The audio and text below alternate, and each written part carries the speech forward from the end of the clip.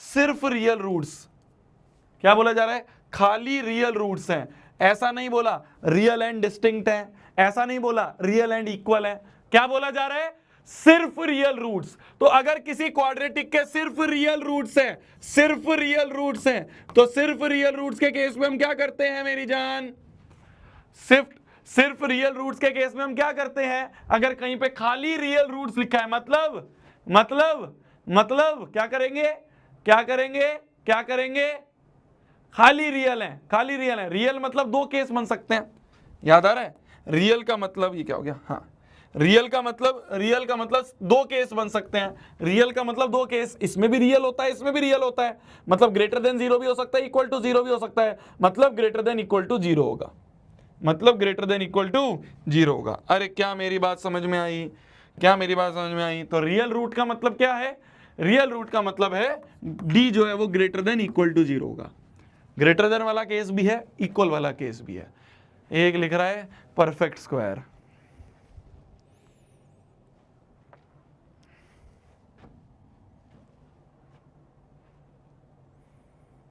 एक क्लास में दो कॉन्सेप्ट क्या समझा दो, दोनों की खिचड़ी बना देते हैं। अबे परफेक्ट स्क्वायर अलग चीज थी। परफेक्ट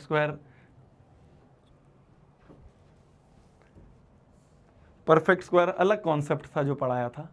परफेक्ट स्क्वायर अलग कॉन्सेप्ट था जो पढ़ाया था। ये तो सबसे शुरू में पढ़ाया था। रियल रूट्स मतलब दो केस बनते हैं, ग्रेटर देन 0 और इक्वल टू 0 दोनों। ग्रेटर देन 0 और इक्वल टू 0 दोनों, तो वो ग्रेटर देन। परफेक्ट स्क्वायर अलग चीज है। परफेक्ट स्क्वायर तो बताया था कि अगर परफेक्ट स्क्वायर है तो d बराबर, वो तो क्वेश्चन ही अलग था ना कि क्वेश्चन में अगर परफेक्ट स्क्वायर दिया है तो मतलब d बराबर 0 कर दो, वो तो अलग चीज थी ना। ओ भाई मारो मुझे, क्या चीज है तुम कनेक्ट कर देते हो भाई। खाली रियल रूट दिया है मतलब d greater than equal to. अब याद आ गया? आ जाओ चलो, आ जाओ चलो। d greater than equal to 0 मतलब b square minus 4ac greater than equal to 0 करो। b स्क्वायर क्या है? b है यहाँ पे, ये पूरा है b, तो मतलब माइनस 2p प्लस 1 का होल स्क्वायर। ये पूरा b है। 4 a क्या है? a है 1 और c क्या है? c है p square greater than equal to 0 कर दिया जी। ठीक है, ठीक है। स्क्वायर जो होता है अगर चीजें मल्टीप्लीकेशन में है, स्क्वायर दोनों पे आ जाएगा, तो माइनस 2 का स्क्वायर ले लो और p प्लस 1 का स्क्वायर ले लो, minus 4p square greater than equal to 0। तो ये माइनस 2 का स्क्वायर हो गया 4, अंदर p प्लस 1 का whole square is a square plus b square 1 plus 2ab is 2p minus 4p square is greater than equal to 0।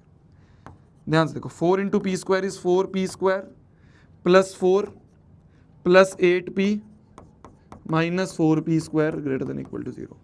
Minus 4p square plus 4p square cut गया। ठीक है जी, आ जाओ आ जाओ। तो ये क्या बन जाएगा? ये क्या बन जाएगा? 4 plus 8p greater than equal to 0। ये बन जाएगा, 4 उधर चला जाएगा तो माइनस 4 हो जाएगा, तो 8p greater than equal to minus 4। बिल्कुल वैसे ही सॉल्व करते हैं, इसमें ऐसे कुछ मत सोचना भैया इनको कैसे सॉल्व करते हैं, जब ये जैसे अभी नॉर्मल करते आ रहे थे वैसे करते रहो। ठीक है, तो ये क्या हो जाएगा? p greater than equal to minus 4 upon 8 हो जाएगा।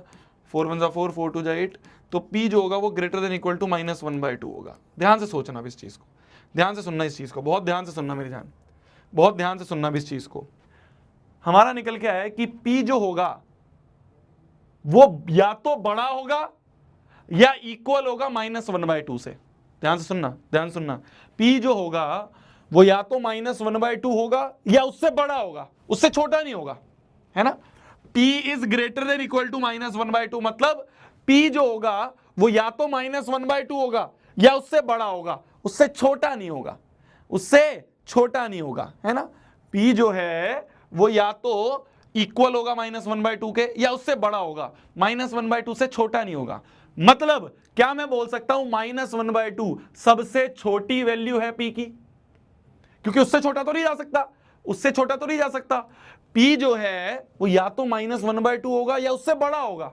p इज ग्रेटर देन और इक्वल टू माइनस 1/2, इसका मतलब होता है ग्रेटर देन और इक्वल टू, तो या तो ग्रेटर होगा और इक्वल होगा, है ना। इस साइन का मतलब क्या होता है? इस साइन का मतलब क्या होता है? इस साइन का मतलब होता है या तो ग्रेटर देन और इक्वल, या तो ग्रेटर देन होगा या इक्वल होगा, पर इससे छोटा नहीं होगा, या तो बड़ा होगा या इक्वल होगा -1/2 के। तो क्या मैं बोल सकता हूं कि p की सबसे छोटी वैल्यू -1/2 होगी। तो या तो -1/2 होगा या इससे बड़ा होगा, मतलब सबसे छोटा तो -1/2 होगा। तो smallest value of p, smallest value of p क्या हो जाएगा? -1/2 हो जाएगा। स्मॉलेस्ट वैल्यू ऑफ p क्या हो जाएगा? -1/2। अरे क्लियर है, क्लियर है, क्लियर है। स्मॉलेस्ट वैल्यू ऑफ p -1/2 होगा, क्योंकि या तो -1/2 होगा या उससे बड़ा होगा। तो स्मॉलेस्ट क्या होगी? -1/2 होगी। ठीक है, हमसे स्मॉलेस्ट पूछी थी ना, हमसे पूछी थी find the smallest value of p, तो हमने स्मॉलेस्ट निकाली थी। p जो है या तो इसके बराबर होगा, इससे बड़ा होगा, तो सबसे छोटा तो -1/2 होगा, इससे छोटा जाएगा नहीं, सबसे छोटा ही है।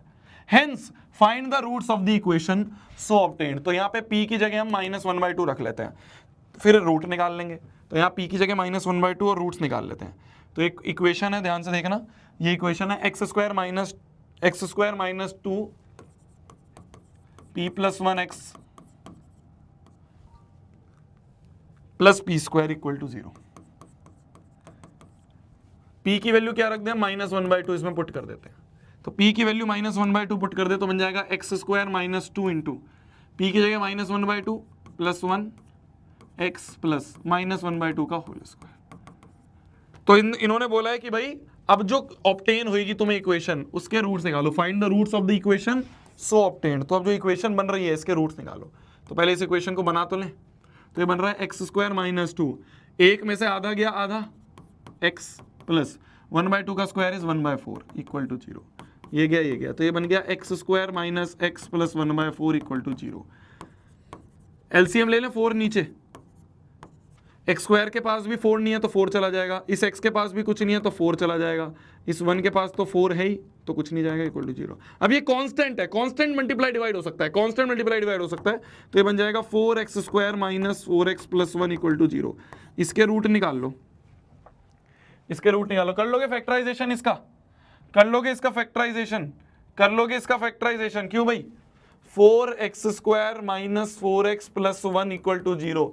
इस 4 को ऐसे दो नंबर p और q में तोड़ो सच दैट ऐड करके 4 आए और मल्टीप्लाई करके 1 × 4 वो भी 4 आए, ऐड करके भी 4 आए, मल्टीप्लाई करके भी 4 आए। तो 2 और 2 ले लें, -2x - 2x, देखो ऐड करेंगे -4x, -2 × -2 4, 2 × 2 = 4 होता है, + 1 = 0 और 4x² ऐसे का ऐसे ही। इन दोनों में क्या कॉमन आ रहा है? एक x कॉमन आ रहा है और एक 2 कॉमन आ रहा है। अंदर क्या बचा? 2 बाहर ले लिया तो 2x आ गया, -1 माइनस, यहाँ -1 कॉमन ले ले तो अंदर क्या बच जाएगा? 2x - 1 = 0।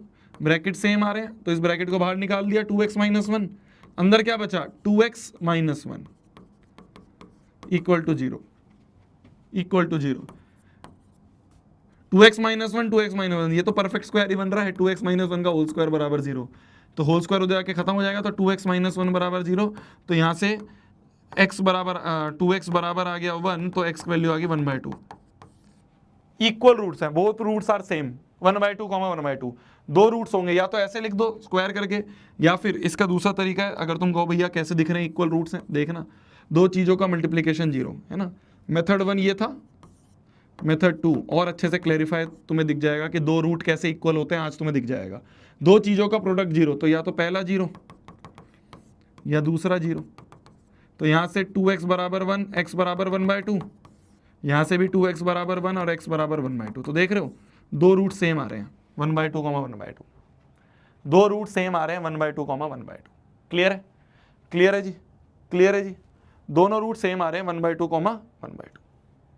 ठीक है, तो ये इक्वल रूट्स वाला केस हो गया। पहली बार तुमने देखा है कि इक्वल रूट्स कैसे बन रहे हैं। ठीक है, ठीक है, ठीक है क्या?